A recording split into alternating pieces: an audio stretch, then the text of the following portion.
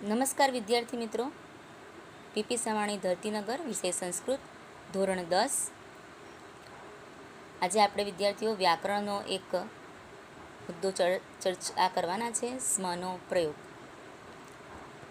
પહેલાં તો એ પ્રયોગ ક્યારે કેવી રીતે થાય એ જાણતા પહેલાં આપણે વર્તમાનકાળના અને ભૂતકાળના રૂપો જે છે તે અહીં અમે લખ્યા છે. પરંતુ કેવી રીતે લખ્યા છે? વર્તમાનકાળ પરસ્મય પદ અને પછી ભૂતકાળ પરસ્મય પદ, અને વર્તમાનકાળ આત્મનેપદ પછી ભૂતકાળ આત્મનેપદ. એ લખવાનું કારણ છે, પછી તમને પાછળથી સમજાશે કે મેં આ રીતે કેમ લખ્યા છે. તો પહેલાં સ્મની વાત કરીએ. તો સ્મનો અર્થ શું થાય? તો હતો અથવા હતી, હતું, હતા, એ રીતે એનો અર્થ થાય છે. વિદ્યાર્થી મિત્રો, આ જે સ્મ છે એ ભૂતકાળનું સૂચન કરે છે. સ્મનો મતલબ જ થાય હતો, એટલે ભૂતકાળનું સૂચન કરે છે. ટૂંકમાં આ ભૂતકાળ સૂચક શબ્દ છે ને, તે વાક્યની અંદર આવે ને ત્યારે એની સાથે તમે ભૂતકાળનું ક્રિયાપદ લખી શકો નહીં. જેમ કે એવું આવે, અનાગત વિધાતા અન્ય જલાશયમ અગચ્છત સ્મ, એવું આવશે નહીં. જો તમારે સ્મનો પ્રયોગ કરવો હોય તો ફરજિયાતપણે આપેલ રૂપને વર્તમાન કાળમાં ફેરવવાનું. પણ કેવી રીતે ફેરવવાનું? તો અહીંયા આપણે એક પછી એક સ્ટેપ જોઈએ. હવે સ્મ એનો અર્થ મેં તમને કીધો. હવે મેં તમને બીજે પણ એક નોંધ કીધી કે ભૂતકાળ સાથે આવી શકતો નથી. ક્યારેય પણ ભૂતકાળ સાથે નહીં આવે. સ્મ લખો તો ભૂતકાળ નહીં લખાય, ને ભૂતકાળ લખો તો સ્મ ન લખાય. સેમ એવું કે જેવું ઇંગ્લિશમાં તમે ડીડનો ઉપયોગ કરો છો, તો ડીડ સાથે તમે વોન્ટેડ નથી લખતા, કે ડીડ વોન્ટેડ એવું નહીં. ક્યાં તો ડીડ લખો, ક્યાં વોન્ટેડ લખો. તેવી રીતે ક્યાં તો સ્મ લખો, ક્યાં ભૂતકાળનું રૂપ લખો. તમને મિત્રો પરીક્ષામાં સ્મનો પ્રયોગ કરો એવું પૂછાશે. એટલે સ્મનો પ્રયોગ કરવાનો હોય તો તમારી સાથે વર્તમાન કાળનું રૂપ લેવું પડશે. તમને મિત્રો આ ડી વિભાગમાં મોટાભાગે 31 નંબરનો પ્રશ્ન આવે છે. આ ડી વિભાગ 31 નંબરનો પ્રશ્ન. 5 વિભાગ હોય છે, એમાંથી ડી વિભાગ છે એ વ્યાકરણનો હોય છે. એમાં 31 નંબરના પ્રશ્નમાં તમને આ રીતનું જોવા મળશે કે સ્મનો પ્રયોગ કરો. તો પહેલું મેં કીધું તમને કે એમાં ભૂતકાળ આવતો હોવાથી સ્મ સાથે ભૂતકાળ આવે નહીં. હવે ચેન્જીસ કરતી વખતે શું ધ્યાનમાં રાખવાનું? તો તમને ભૂતકાળનું જે રૂપ આપ્યું છે એ જ રૂપ રહેવા દેવાનું છે, પણ કાળ બદલવાનો છે, વર્તમાન કાળ કરવાનો છે. હું તમને એક ઉદાહરણ આપું છું. જેમ કે તમને આપ્યું હોય અગચ્છન. અગચ્છન એટલે ભૂતકાળ પરસ્મય પદ અન્ય પુરુષ એકવચન. તમને સામે દેખાય જ છે, કોઠો અમે લખેલો છે. અન્ય પુરુષ બહુવચન, સોરી, ભૂતકાળ અન્ય પુરુષ બહુવચન એ અન થશે. તો તમારે એને વર્તમાન કાળમાં ફેરવવાનું છે. તો વર્તમાન કાળમાં એ જગ્યા પર કયું આવે છે? વર્તમાન કાળ અન્ય પુરુષ બહુવચન. આડીને ઊભી લાઈન જુઓ એટલે ખ્યાલ આવશે. અ છે એ લાઈનમાં બહુવચનમાં અંતિ છે, તો અહીંયા અન છે તો ત્યાં અંતિ આવશે. બીજું એક વાત, તમે અગચ્છન લખ્યું છે તો અ કાઢી નાખવો પડશે ને. અ તો ભૂતકાળ સૂચક છે, ભૂતકાળનો હસ્તન ભૂતકાળનો વિકરણ પ્રત્યય છે, એટલે અને ફરજિયાત કાઢી નાખવો પડે. તો ગચ્છંતી સ્મ, અગચ્છનનું ગચ્છંતી સ્મ થશે. તમને ખ્યાલ આવ્યો હશે. અ મેં કાઢી નાખ્યો કારણ કે ભૂતકાળ સૂચક છે, ભૂતકાળનો વિકરણ પ્રત્યય છે. આપણે વર્તમાન કાળમાં ફેરવવાનું છે, તો વર્તમાન કાળમાં આપણે અ લખતા નથી. તો એ ભૂતકાળનું સૂચન કરે છે, એટલે અ કાઢી નાખવાનો છે. પાછળ વર્તમાન કાળનું રૂપ લગાવવાનું છે. પરંતુ મિત્રો ખાસ ધ્યાન રાખવું, જો એ પરસ્મય પદનું હોય ભૂતકાળનું રૂપ, તો પરસ્મય પદમાં મૂકવાનું. ભૂતકાળનું રૂપ આત્મને પદનું હોય તો આત્મને પદમાં મૂકવાનું, એટલે મતલબમાં પદ નથી બદલવાના. ત્યારબાદ પુરુષ અને વચન પણ નહીં બદલવાના. ભૂતકાળમાં એ અન્ય પુરુષ હોય તો વર્તમાનકાળમાં અન્ય પુરુષ લેવાનું. ભૂતકાળમાં એ એક વચન હોય તો ભૂતકાળમાં એક વચનમાં લેવાનું. ભૂતકાળમાં એ બહુવચન હોય તો વર્તમાનકાળમાં બહુવચનમાં લેવાનું. આ બધી જ મેં વિગતો લખી પણ દીધી છે. જો આપણે એકવાર વાંચી જાઉં છું એટલે બધું જ આવી જશે. સ્મ સાથે ક્યારેય પણ ભૂતકાળ આવતો નથી, કારણ કે સ્મ એ પોતે જ ભૂતકાળ સૂચક શબ્દ છે. સ્મનો પ્રયોગ કરતી વખતે વાક્ય ભૂતકાળમાં હોય તો એને વર્તમાનકાળમાં ફેરવવું અને ભૂતકાળનો વિકરણ પ્રત્યય કાઢી નાખવો. સ્મનો પ્રયોગ કરતી વખતે ફક્ત કાળ જ બદલવાનો છે. મોસ્ટ એમ્પી, ફક્ત કાળ બદલવાનો છે.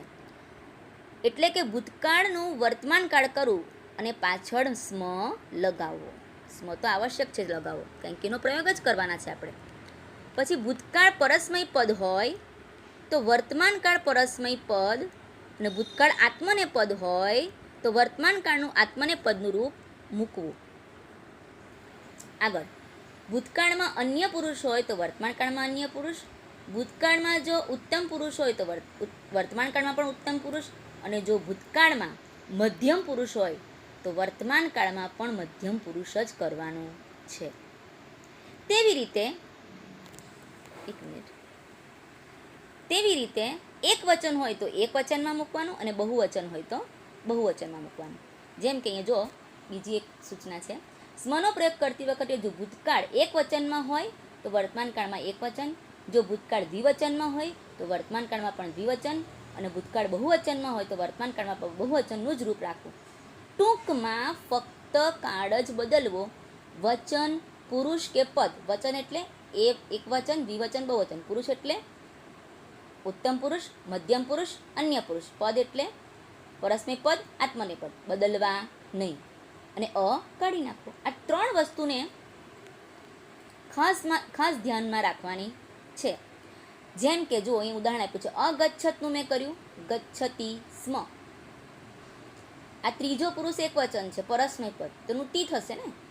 પછી ત્રીજો પુરુષ દ્વિવચન છે, અગચ્છતામ, તામ તહ. તમે અહીંયા જોશો તો તમને દેખાશે. જુઓ અહીંયા તામ છે, બરાબર, તો એનું તહ થઈ ગયું. અન્ય પુરુષ દ્વિવચનમાં ભૂતકાળમાં જુઓ તામ છે, એનું અહીંયા તહ થઈ ગયું. અન છે, એનું અંતિ થઈ ગયું. તો એવી રીતે જ છે. જુઓ, ગચ્છતઃ સ્મ, અગચ્છન, ગચ્છન્તિ સ્મ. હવે અગચ્છત, હવે અહીંયા ત આખો છે મિત્રો. અમે તમે જોશો ભૂતકાળ આત્મને પદ જુઓ, ભૂતકાળ આત્મને પદ ઈ વહી મહી થાહા ઈથામ દ્વમ ત ઈતામ અંત. મિત્રો નાના અક્ષર છે, પરંતુ મેં આગળ પણ તમને લખાવ્યા છે, તો એ પણ તમે જોઈ શકો. ત ઈતામ અંત, તો અહીંયા ત આખો છે, હલંત નથી. તો તનું અહીંયા તે થઈ જશે. જુઓ, અગચ્છત તો આખો, ગચ્છતે સ્મ, અગચ્છતામ, અગચ્છેતામ, સોરી, ગચ્છેતે સ્મ. તમને ખ્યાલ આવી ગયો હશે ગચ્છેતે કેવી રીતે. તો ઈતામનું ઈતે થશે ને, એટલે ગચ્છેતામ તો ગચ્છેતે સ્મ. અગચ્છંત તો ગચ્છન્તે સ્મ. આ રીતે થશે. ટૂંકમાં આત્મને પદ હોય તો આત્મને પદમાં જ ફેરવવાનું, ને પરસ્મય પદ હોય તો પરસ્મય પદમાં ફેરવવાનું. તો આ રીતે આ રૂપો આપણે ફેરવવાના છે. હવે બીજી એક વાત, હવે તમે અહીંયા જોતા હશો, થોડું તમને સમજાવી દઉં કે ત આખો 2 વાર આવે છે. જો મેં તમને ત ભૂતકાળમાં, પરસ્મય પદમાં, મધ્યમ પુરુષમાં, બહુવચનમાં, જુઓ ફરી બોલું, ભૂતકાળ, પરસ્મય પદ, મધ્યમ પુરુષ, બહુવચન, તો આખો છે. એ સિવાય તો આખો ક્યાં છે? ભૂતકાળ, પરસ્મય આત્મને પદ, અન્ય પુરુષ, એક વચન. ફરી પૂછું છું, ભૂતકાળ, આત્મને પદ, અન્ય પુરુષ, એક વચન, ને આમાં બહુવચનમાં છે, મધ્યમ પુરુષ બહુવચનમાં છે. તો મિત્રો તમને કેવી રીતે ખબર પડશે કે કયો ત આવશે? તો ફિકર કરવાની કોઈ જરૂર નથી, કારણ કે 2 આ ત ભલે સરખા છે, પણ જો આગળ યુયમ લખ્યું હોય તો યુયમ મતલબ કે મધ્યમ પુરુષ થાય ને. યાદ કરાવું તમને. અહમ, આવામ, વયમ ઉત્તમ પુરુષના કર્તા છે. ત્વમ, યુવામ, યુયમ એ અન્ય પુરુષના કર્તા છે. તો આખું વાક્ય જો એમ હોય કે યુયમ શાલામ અગચ્છત, તો તમારે કયો તો સમજવાનો છે? મધ્યમ પુરુષનો. પણ એમ પૂછાય, એમ આવે કે દેવેશઃ શાલામ અગચ્છત, તો તમારે અન્ય પુરુષને, કે દેવેશ એક વ્યક્તિ છે જ્યારે યુયમ એ બહુવચનમાં છે અને મધ્યમ પુરુષ છે. હજી તમને ખ્યાલ ન આવતો હોય તો આપણે ઉદાહરણ તરફ જોઈએ. હવે જુઓ. માનવાહ અર્ચનામ અકુર્વન, બેઠો શબ્દ રહેશે, સ્મ અ કાઢી નાખવાનો. અકુર્વન અન્ય પુરુષ બહુવચન છે ભૂતકાળમાં પરસ્મય પદમાં, એટલે કુર્વંતી સ્મ. દેવઃ વરદાનમ અયચ્છત, અ કાઢી નાખવાનો. અયચ્છત હલંત છે, અન્ય પુરુષ એક વચન છે, વર્તમાન કાળમાં અન્ય પુરુષ એક વચનમાં આવે યચ્છતી સ્મ. દેવેશઃ પત્રમ અલિખત, તો લીખ તે સ્મ. કેમ? અહીંયા અન્ય પુરુષ છે ને, એટલે આત્મને પદનું રૂપ અહીંયા મૂકેલું છે. ભૂતકાળનું આત્મને પદનું અન્ય પુરુષ એક વચનનું રૂપ છે અલિખત, એટલે લિખતે સ્મ. હવે અહીંયા છે યુયમ શ્લોકમ અપઠત. યુયમ શ્લોકમ અપઠત. તો યુયમ શબ્દ છે, મતલબ તમારે જાણી જ જવાનું કે આ મધ્યમ પુરુષ છે. મધ્યમ પુરુષ આત્મને, મધ્યમ પુરુષ પરસ્મય પદ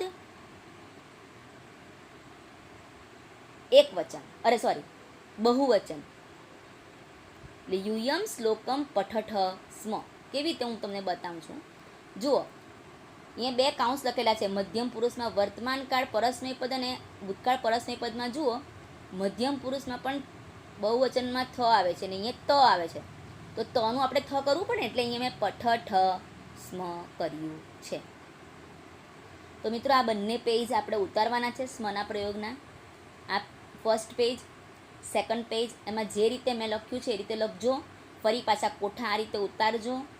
તમારા અક્ષર જરા મોટા આવશે તો ચાલશે, પરંતુ આવી રીતે એક લાઇનમાં લખજો. મારી એક ભૂલ થઈ ગઈ છે, મારે પહેલાં ભૂતકાળ લખવાનું હતું, પછી વર્તમાન કાળ લખવાનું છે. પણ તમે ભૂલ નહીં કરતા, તમે ભૂતકાળ પહેલાં લખજો અને પછી વર્તમાન કાળ લખજો. ફરી પાછી કહું છું, આ એક પેજ, આ બે પેજ ઉતારવાના છે. આ ઉદાહરણ છે.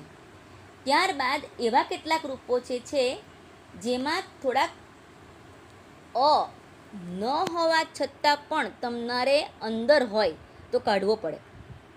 ટૂંકમાં આ રૂપો જે છે તમારે વાંચી જવાના છે એકવાર. આસિત થશે, આસિત એટલે હતો, એનું અસ્તિ એટલે છે.